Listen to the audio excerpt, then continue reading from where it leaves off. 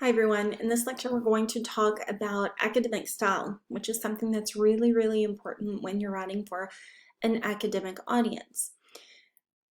When we talk about style, what we're talking about is, the way that you manipulate the language to achieve a particular effect.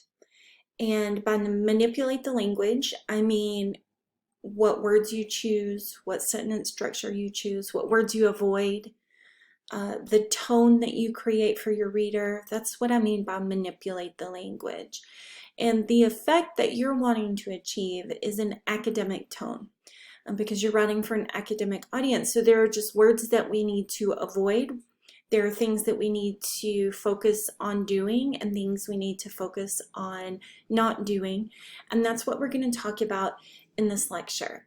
So before we start, it's going to be super important for you to write all of this down.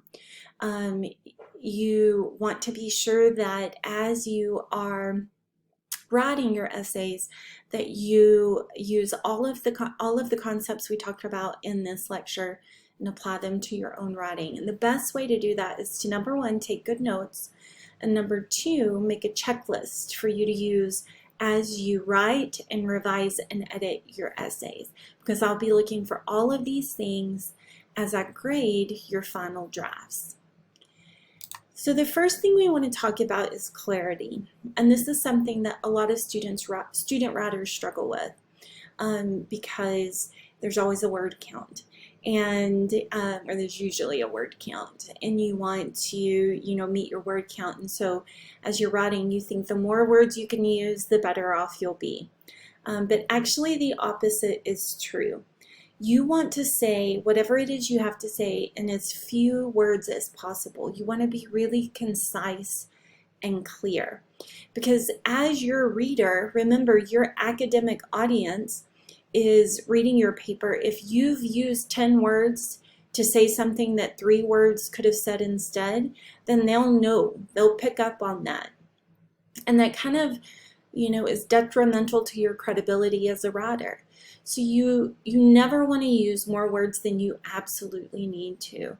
And there are things that we can do as we edit our papers just to make sure that there are no more words than we need in our writing. But this is something that takes practice. And again, as you're editing, ask yourself, I said this thing in 5 words. Could I say it in 2?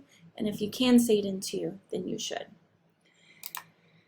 The next thing that we want to focus on, and this kind of goes back to clarity, is word choice, the words that you choose to use in your essay. And this will help with clarity and conciseness, but it also helps with tone. So the first thing we want to do is we want to avoid weak constructions. And these are modifiers like really, super, extremely, so, way, very. Now, so and way, those are if you're saying something is so pretty or something is way cute.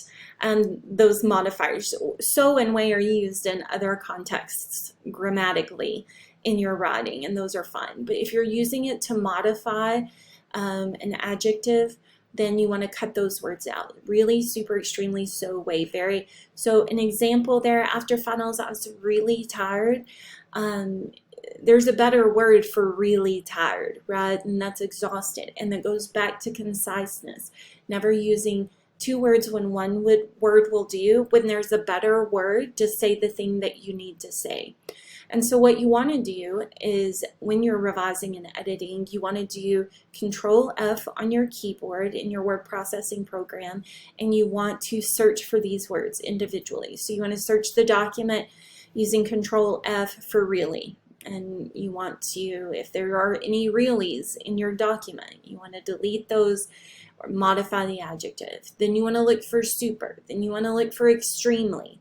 So, way, very, absolutely is another one. So write those words down and put them on your checklist. And as you're revising and editing, make sure you're editing those out. Okay, there are better words. You were very cute. No, you were gorgeous. All right. You were very mean. you were evil, right? There are better words, and these modifiers, they just add extra words to our writing. So you're going to edit out really, super, extremely, way, very, and absolutely. Okay. You also want to avoid slang, and that includes words like okay, whether it be O-K-A-Y or just the letters okay. All right, a lot. Any word that has thing in it, like something, nothing, everything, that's too vague. Stuff is another word. It's too vague, too informal. And remember, we're wanting to strike a very formal tone. Things like kid, mom, dad, those should be child, mother, father. Again, we're manipulating the language. We're choosing words to achieve a particular effect, and that particular effect is an academic tone. Okay, and again, you're going to control F on your keyboard. You're going to bring up the find command in your word processing program, and you're just going to look for all of these words. We don't talk without saying things like very and really and a lot and okay and stuff. We don't talk like that. So when we're writing, those words are going to sneak in, even if we're really, really careful. See, really, really careful. I just said it myself. And so what we have to do is when we're editing, we have to go back in and we have to make sure that we edit those words out, okay? You want to avoid jargon or euphemisms. R.W. Holder said it best in 2007 when he said, we use euphemisms for dealing with taboo or sensitive subjects. It's the language of evasion, hypocrisy, prudery, or deceit. These are things like when we're talking about death, we say that they've passed away, that they've gone home. A lot of times we hear people say that when people die, they've gone home, they've passed away, they've moved on, they're in a happier place, things like that. All of those things are true. But again, we want to be very, very clear in our writings. We don't want to cloud the issue with these kinds of euphemisms, okay? So instead of passed away, you're going to say died.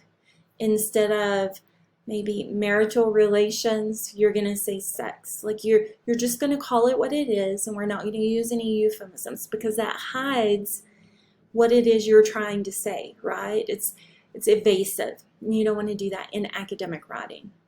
We're also going to avoid gender-biased language. So instead of saying someone is the chairman, we're going to say chairperson. Instead of saying the mailman, we're going to say mail person. This just helps us to be very objective in our language and avoid those issues we get into with gender biases. All right, we are going to be sure that we seek original images, and you want to be sure you avoid cliches. These are overused and tired expressions that we hear over and over and over that don't actually literally mean the thing that we're saying, like cold as ice, hindsight is 20/20, all is fair in love and war.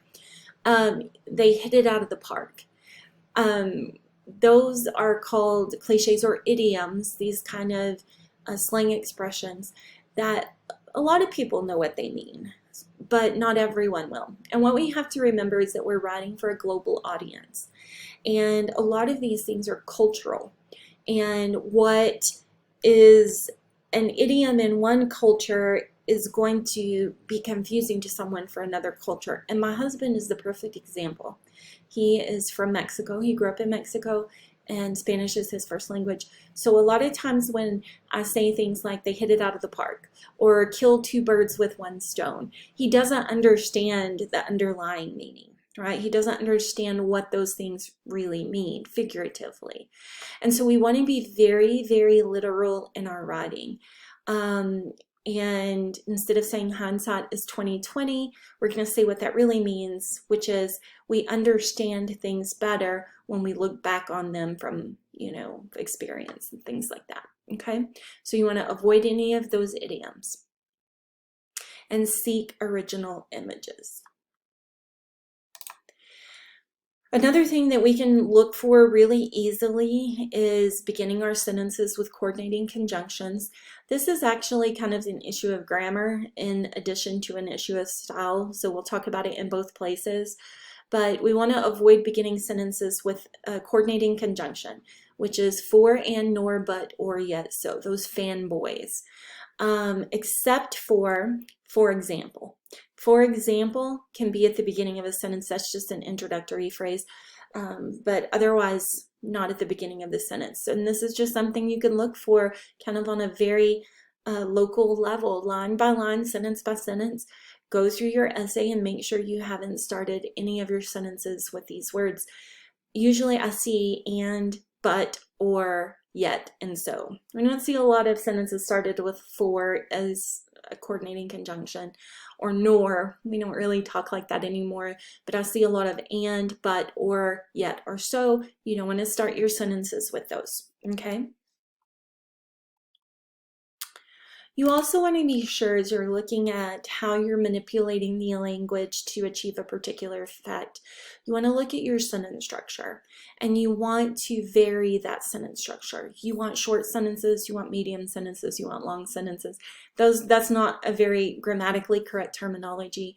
Really, we want simple sentences, compound sentences, complex sentences, and compound complex sentences. We want a wide variety. If we have an essay that just has simple sentences, you read this out loud to yourself and you can see how hard it is to get through all of those sentences. It's very choppy. This sentence has 5 words. Here are 5 more words. 5-word sentences are fine, but several together become monotonous. Listen to what is happening. The writing is getting boring. And so those are all simple sentences. And so you do want simple sentences in your writing, but you don't want the whole thing to be simple sentences. As readers, you pause anytime there's a period. Very just tiny, tiny little pause, but you do pause. And if your reader is having to read a 3-page essay full of these simple sentences, it's going to take them a long time to get through, and their brain is just going to explode. They're just going to go to sleep.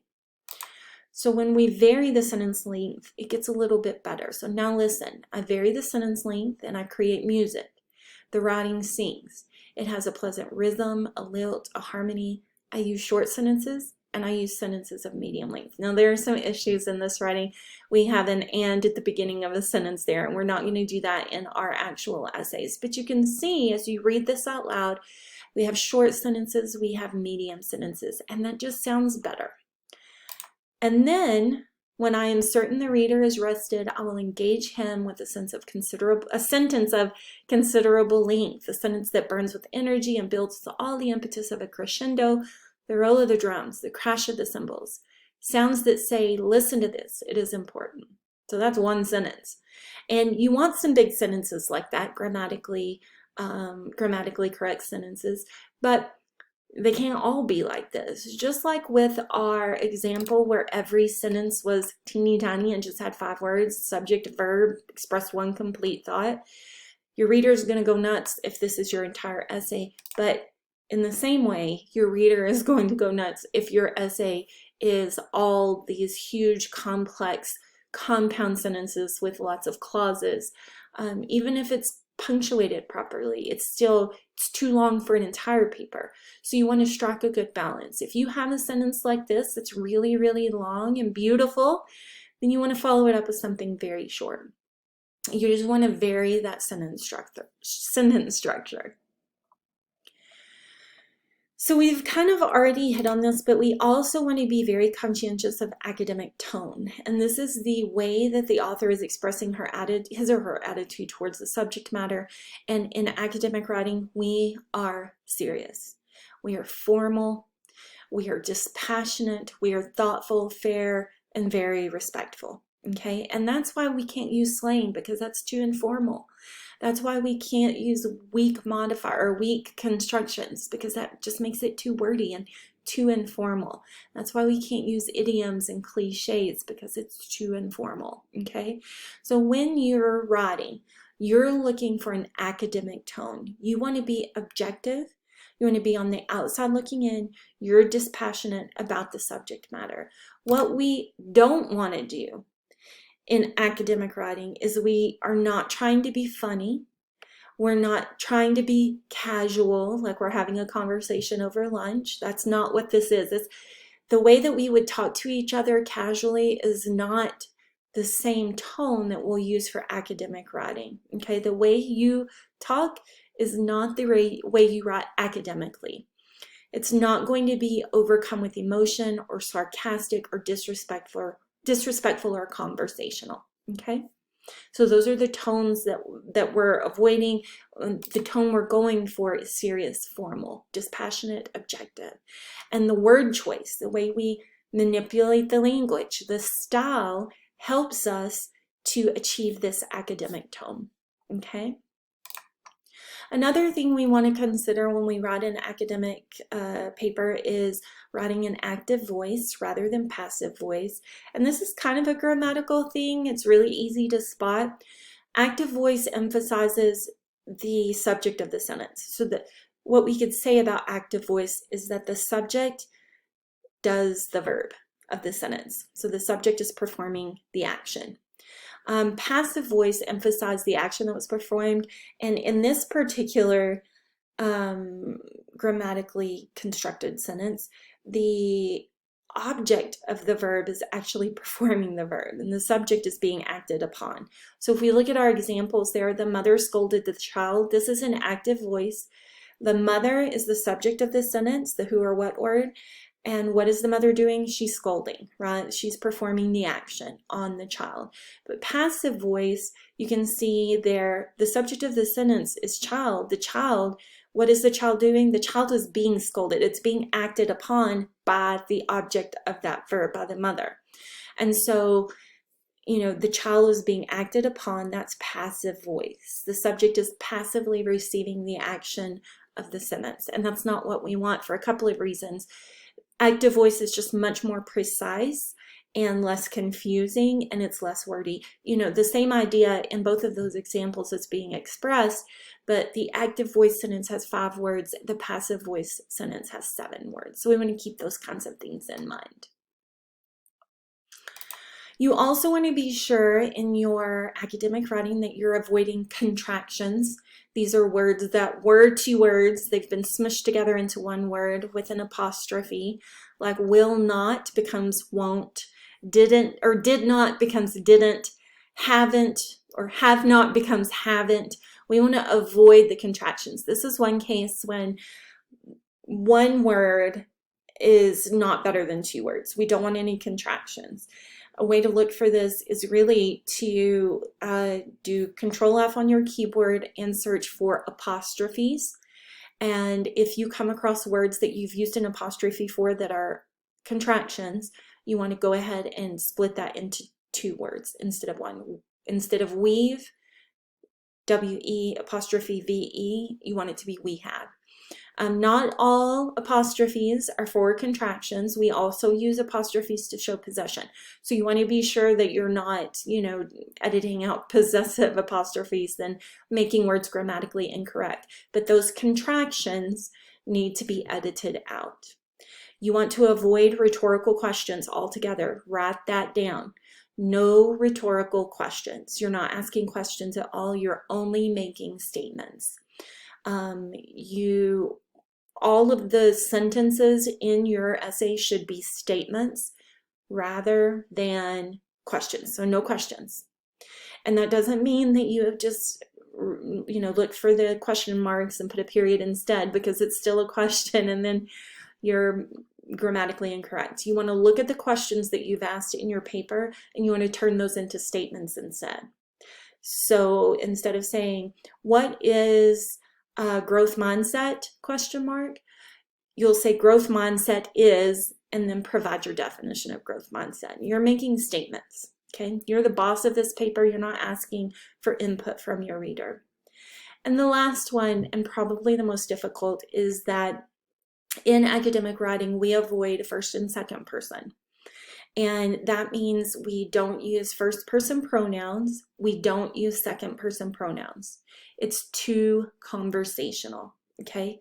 So this is the hardest thing for a lot of writers. So you want to write this down, and when you're editing, you want to look for these specific pronouns. I, me, mine, our, us, we. You can't use any of those pronouns. That's first person. It makes you too close to the topic. It prevents you from being objective. We're going to edit all of those out. That's another Control F. You can just look for that particular word, search for I, edit that all out. Me, edit it out. My, mine, ours, us, we. Us and we and ours are sometimes really difficult. You're not going to include personal stories in your essays. You're not going to refer to yourself at all. That's not what academic writing is. So you're editing out all personal stories, all references to yourself, and all of these pronouns. And then you're not going to use you or your or yours either, because you don't address the reader directly, okay? This is the one that we don't talk in third person. I don't refer to myself as Mackenzie. I refer to myself as me. So we don't talk like that. But again, the way you talk is not going to be the way that you write, and that's so important for you to keep in mind. And this is just a thing to put on your checklist. You're editing out all of these first and second person pronouns. You're not talking about yourself. You're not including personal stories, and you're not going to refer to yourself in the third person. Okay, so you can't write a paper and instead of just saying me, I, my, and just say Mackenzie instead. You're not going to refer to yourself at all in any way. Now, I know this is a lot of information, but you've taken good notes. You are going to use those notes to create a checklist that you can use, type it up in Word, and print it off every time it's time for you to revise and edit an essay. And look for these specific things and let your word processor work for you. Instead of using your eyeballs to look for all of these words, Control F to look for contractions and questions and first and second person and weak constructions, and making sure that you don't use coordinating conjunctions at the beginning of sentences. Those slang words like a lot and okay, this is super quick fix to look for those particular words that we're editing out to manipulate the language to achieve a particular effect. I expect to see all of these concepts reflected in your writing. They are incorporated into the rubric that I'm going to be using for grading. And as always, if you have any questions about academic style or anything else in this course, be sure to let me know.